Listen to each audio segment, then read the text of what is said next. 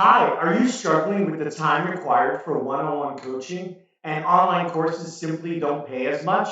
Well, in this lesson, we're learning all about cohort groups. So that way you can scale and teach one to many, conserve your time, make more money, and deliver better personal results for your students.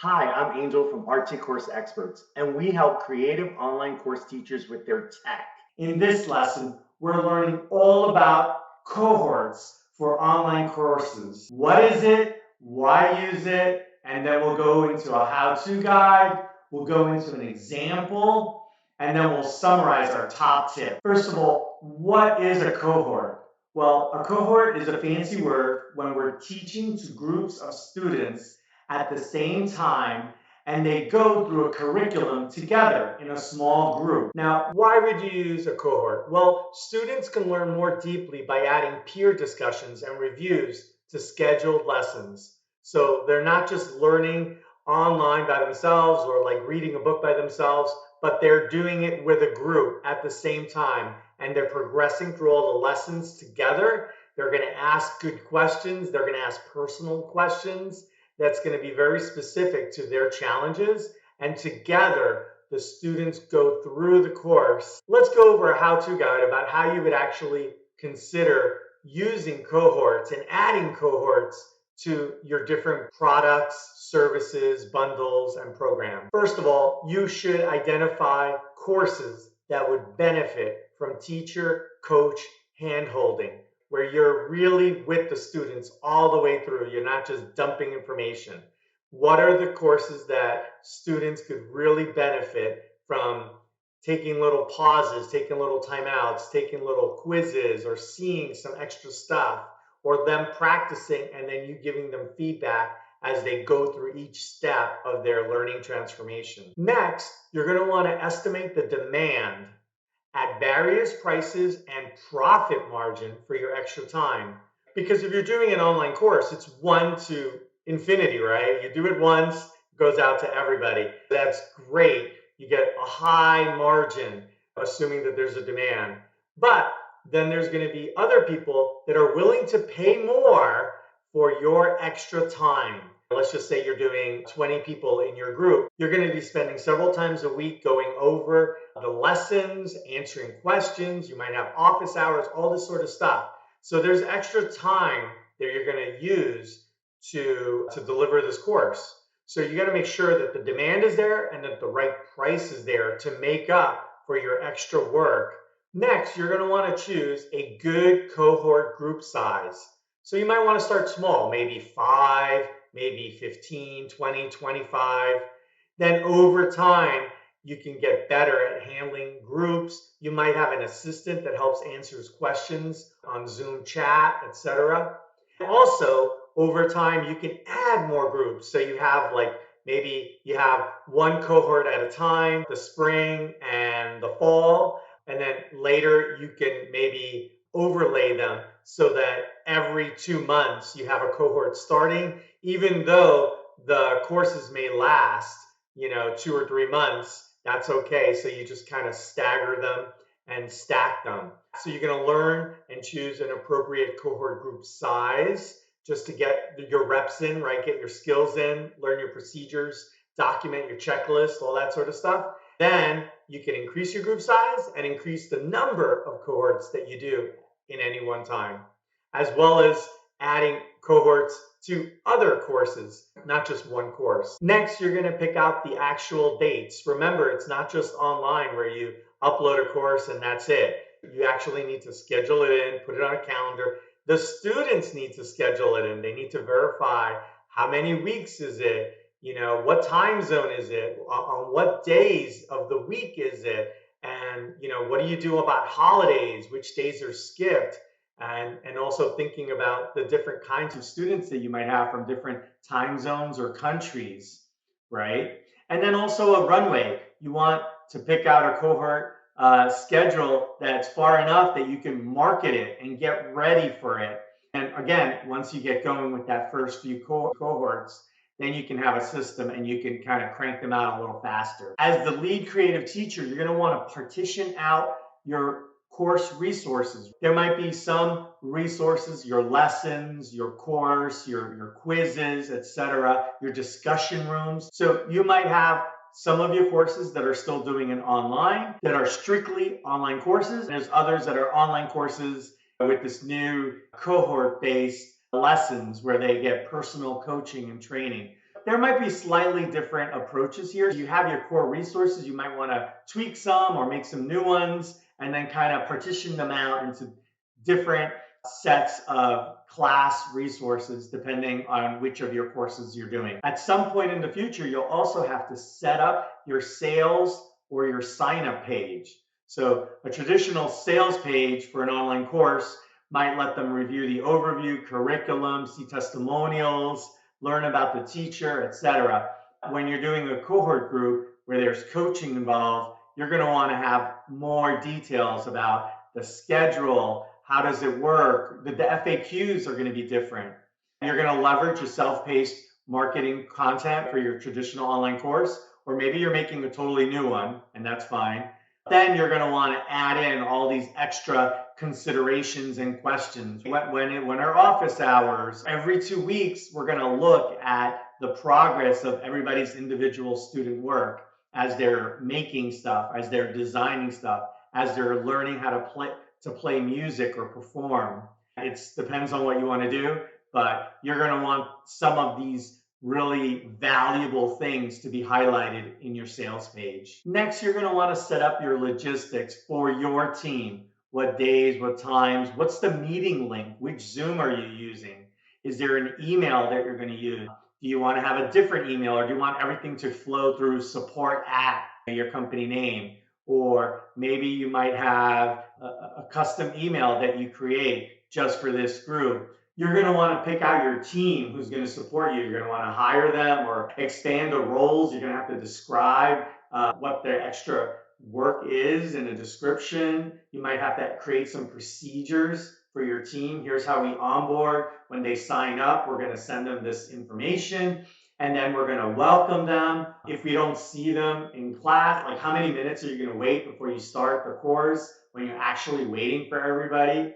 Will each of your lessons be recorded, and who's going to upload that somewhere? So all this sort of stuff. Your students should expect a real calendar invite, not just like, hey, we meet every Tuesdays and Thursdays. Here's an actual calendar invite. It has the meeting link, it has a description, and all those kinds of things. Finally, you're going to take this cohort lesson and go to market. You're going to promote it. You're going to use your existing audience. You might use your email list or followers. Remember, you're going to start small. You might want to pick and choose a subset of your big audience, or maybe just a portion of your email list or your Facebook group. Hey, I'm thinking of doing this course. Let me know if you're interested. Or you might send out a survey, and based on who responds, you might ask some questions about what they're interested in learning. Also, a survey would be a great way for you to get smarter on what to include in your online course that has a cohort component.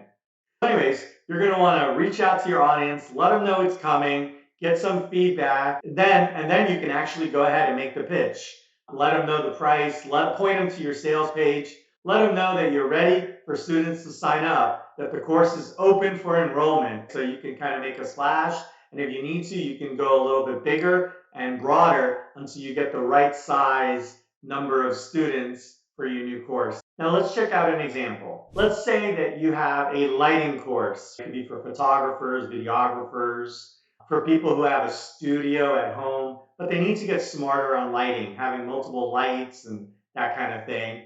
Get rid of the glare on glasses and baldness, and don't have the window create that weird shadow effect. So they're going to learn about lighting. And let's say that the teacher seeks to grow. So they already have a lighting course, but they want more. Maybe that teacher needs more income, or is trying to get more ideas, or wants to deliver higher value, wants a better reputation.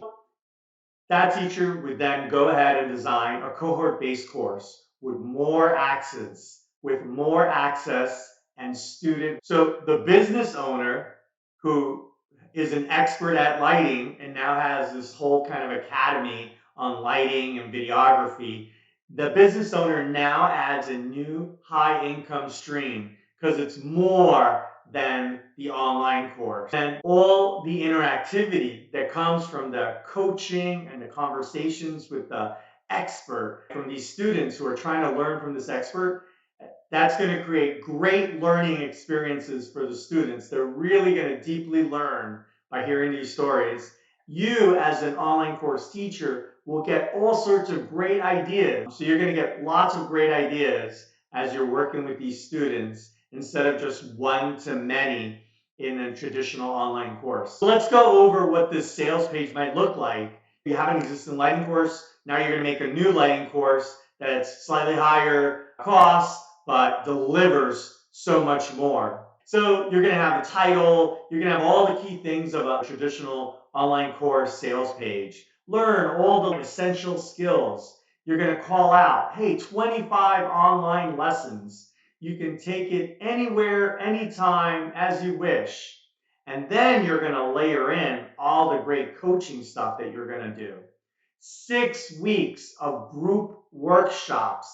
And now you can use any phrase you want. You can say, personal lessons, one-on-one. Well, one-on-one might not be accurate if it's a small group, but coaching, program, however you want to frame it up, you're going to call out the value there that you have 6 weeks of group coaching or 6 weeks of personalized lessons. You're going to call out that they're going to transform their skills alongside classmates. So they're learning with classmates. When their classmates have questions, they're going to learn from them. They can chime in.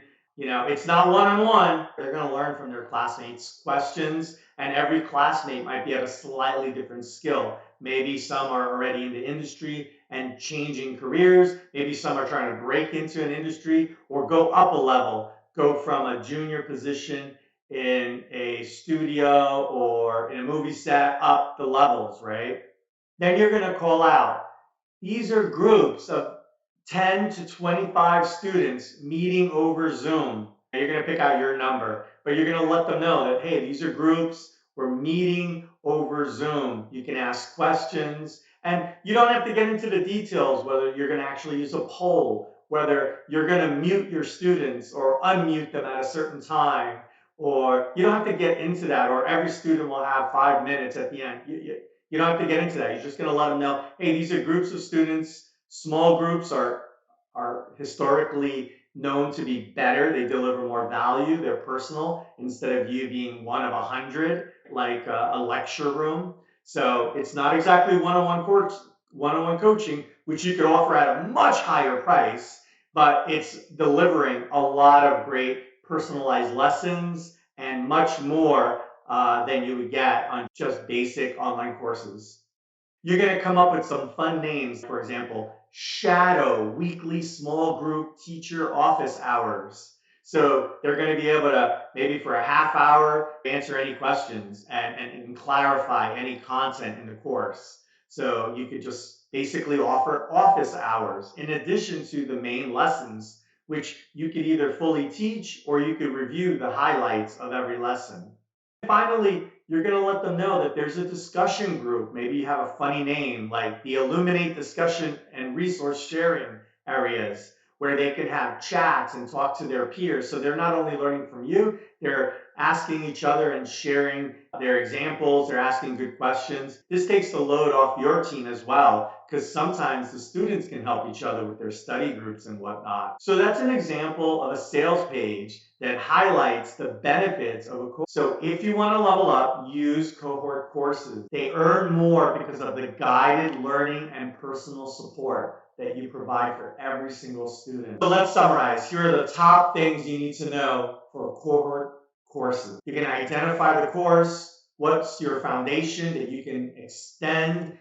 Pick a course that adds value, where your conversations are actually really enriching the students' knowledge. You're going to start off small with small cohort group sizes, and then later expand to multiple cohorts at the same time. You got to pick out your dates, the times, the duration. You're going to spend some time as a teacher partitioning out all your educational resources, your curriculum, your lesson, your discussion, your assignments, your resource guides, all that sort of stuff. Chop it up, and if you need to, create variants that are used just for the cohort. Take your traditional sales page and either create a new one or add in this other tier, this other option that shows up at the bottom of the sales page that lets prospects choose the cohort option. Figure out all your internal logistics for you and your team. How are you going to do it? What's the procedure? What's the link? How do you communicate? What happens when students do certain things? What do you do on holidays? Figure out all that internal stuff. Finally, go to market. Start small, notify a small group, maybe use a survey, find out some interest, and with that, hit them up with an offer. And if you need to, go ahead and reach out to a slightly larger audience or tweak your offer, and then go ahead and enjoy the benefits of you offering not only online courses, but courses with online cohorts, as well as future things, maybe one-on-one coaching or offering a community. Those are other good options for the future. Now you're a lot smarter on using cohorts for your online courses to not only deliver more value, but also to earn a lot more money. To learn more, check out the info and links in the notes. If you're loving this stuff, subscribe to keep leveling up your creative business. And if you need any tech help with your courses, community, or teacher website, visit www.rtcourseexperts.com. Thanks for hanging out. Let's stay in touch.